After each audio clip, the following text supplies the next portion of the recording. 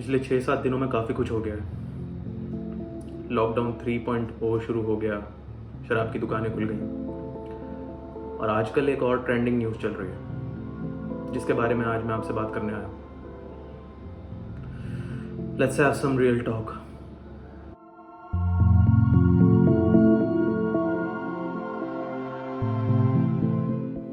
क्या social media आपके लिए सेफ है?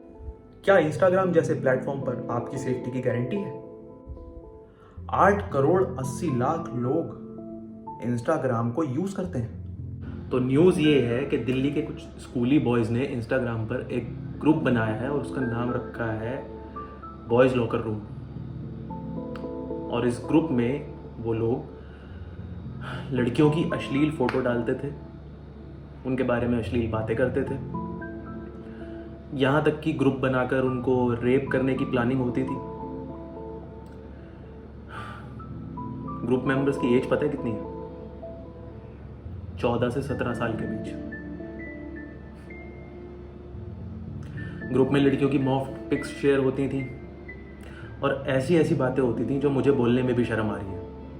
ये सब सामने कैसे आया?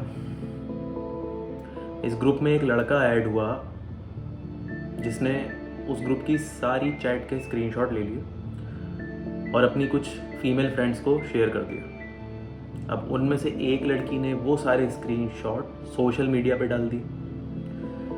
सोशल मीडिया पर जाते ही ये मामला वायरल हो गया और फिर स्वाति मालीवाल, जो कि एक सोशल एक्टिविस्ट और दिल्ली महिला आयोग की अध्यक्ष हैं, उनकी कंप्लेंट पर एफआईआर रजिस्टर हुई और पुलिस अब आगे की कार्रवाई कर रही है। सबसे पहले तो उस लड़की को सल्यूट जिसने हिम्मत दिखाई और ये बात सबके सामने लेकर आई।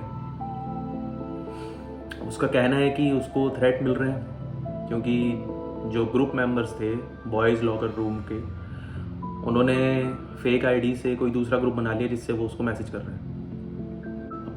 अब सवाल ये है कि इन सब का जिम्मेदार कौन है? पेरेंट्स, टीचर, इंस्टाग्राम, या फिर एक घटिया मानसिकता? क्योंकि बच्चे तो वही करते हैं ना जो वो सीखते हैं और बच्चे वही सीखते हैं जो वो देखते हैं। और अगर वो इतने मैच्योर हैं कि ग्रुप बनाकर रेप करने के बारे में सोच सकते हैं और प्लानिंग कर सकते हैं, तो वो सज़ा पाने के लिए भी उतने ही मैच्योर है। तो डेफिनेटली सज़ा तो मिलनी चाहिए उन्हें। अब ये मैंने इसलिए कहा है क्योंकि बहुत सारे लोग अब उनके डिफेंड में आ जाएंगे कि नहीं, वो बच्चे हैं, नादान हैं, भटक गए थे, उनसे गलती हो गई, उन्हें माफ़ कर दो। और कुछ लोग तो ऐसे होंगे जो लड़कियों की ही गलतियाँ निकालने लग जाएंगे।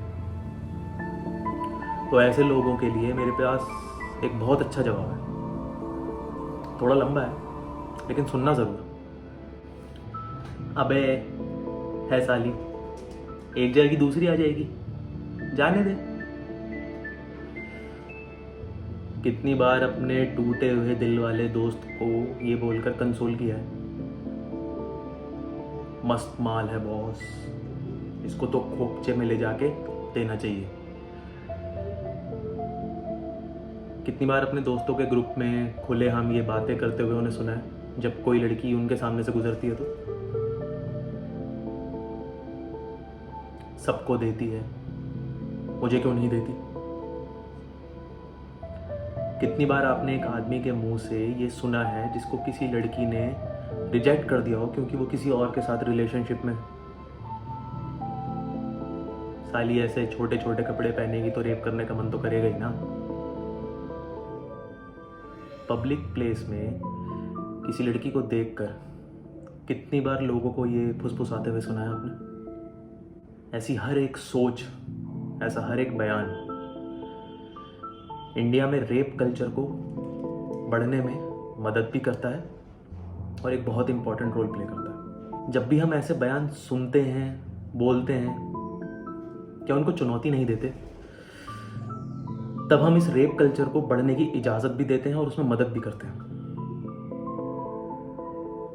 हम सब एक ऐसे पितृसत्तात्मक, पैट्रियार्कल समाज में पले बड़े हैं जहां औरतों को सिर्फ एक भोग की वस्तु माना जाता है, जस्ट एन सेक्स ऑब्जेक्ट जिसका खुद का कोई मन नहीं है। हम सबको मिलकर समझदारी से इस कल्चर को अपनी ज़िंदगी और अपने दिमाग से बाहर निकालना है और अपनी मानसिकता से ही लड़ाई लड़नी है। ये आसान नहीं है, लेकिन नामुमकिन भी नहीं है। अगर हम सब ये समझ लें कि औरतें भी आदमियों की तरह ही इंसान हैं, उन्हें भी अपनी पसंद नापसंद चुनने का, अपनी बात रखने का और अपनी मर्जी से अपनी जिंदगी जीने का पूरा हक है, पूरी आज़ादी है, तब हम लोगों को समझ आएगा कि वो नहीं है, वो सिर्फ तुम्हारे साथ नहीं रहना चाहती क्योंकि वो किसी और को पसंद करती है, या शायद किसी को भी पसंद नहीं करती। क्योंकि वो सुंदर है या अट्रैक्टिव है, इसका ये मतलब नहीं कि तुम्हें उसको खोपचे में ले जाने की परमिशन मिल गई। सिर्फ वो लड़की तुम्हें परमिशन दे सकती है और कोई नहीं। सबको देती होगी तो वो उसकी चॉइस है यार, उसकी बॉडी, उसकी मर्जी।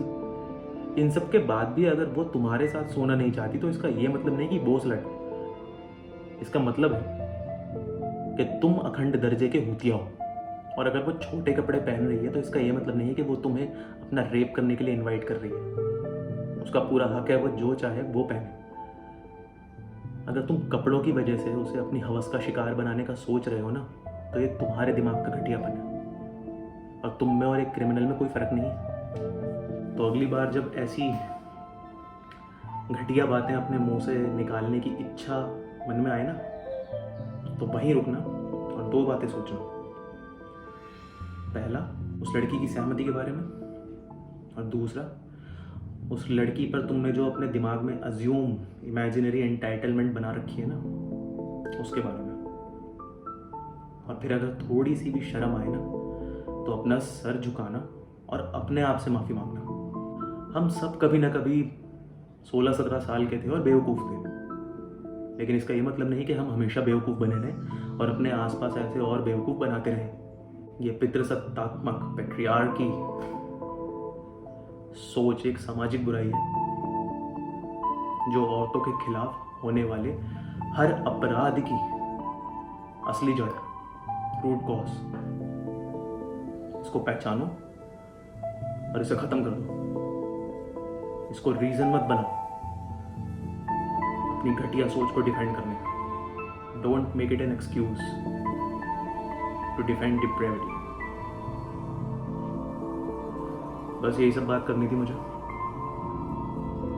अगर मेरी ये बात आपको समझ आई हो और पसंद आई हो तो इसे आगे शेयर कर देना, ताकि दूसरे लोगों को भी समझ में आ जाए जो लोग अभी तक किसी और ही दुनिया में जी रहे हैं।